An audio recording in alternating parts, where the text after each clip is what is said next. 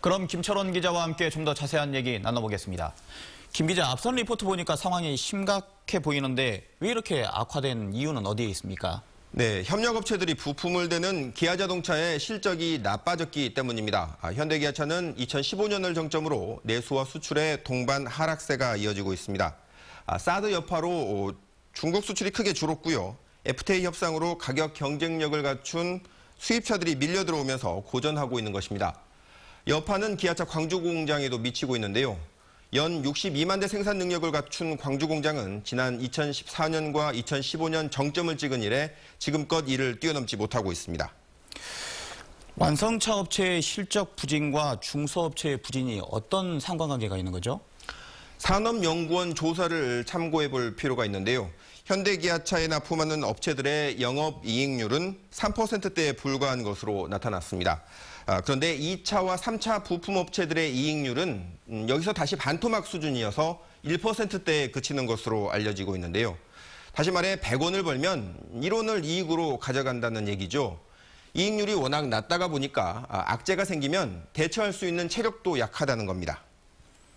그래도 광주의 경우에 기아차 부품 납품업체들 사정이 좀 낫지 않았었습니까? 네, 경기가 좋았을 때는 선망의 대상이었지만 이제는 아닙니다. 광주 지역 자동차 부품업체들은 자신들의 준비 부족도 있지만 달라진 은행권 분위기도 어려움을 키우고 있다, 이렇게 말하고 있는데요. 위험자산 관리 차원에서 대출 연장을 해주지 않거나 대출을 해주더라도 조건을 대폭 강화해서 돈줄이 막혔다고 여기저기서 아우성입니다. 어쩔 수 없이 법원에 회생을 신청하거나 그것도 여의치 않아서 파산을 신청하거나 아예 사업을 접고 도주하는 일까지 벌어지고 있습니다. 네, 지금 위기가 끝이 아니라 지금 시작이다, 이런 얘기 같은데 새해부터 최저임금 상승, 이게 부담이 좀 될 것 같아요, 더. 네, 중소업체들은 내년을 두려운 눈으로 바라보고 있습니다. 당장 1월 1일부터는 올해보다 16% 이상 오른 최저임금인 시간당 7,530원을 줘야 하는데 지금도 허덕이는 마당에 대폭 오른 인건비를 과연 감당해낼 수 있겠냐 하는 겁니다. 또 통상임금 소송 여파로 잔업과 특근이 없어지면 생산량 역시 감소할 게 뻔하죠. 이런 3중고, 4중고가 겹치면서 중소업체들의 파산이 도미노처럼 확산되지 않을까 걱정입니다.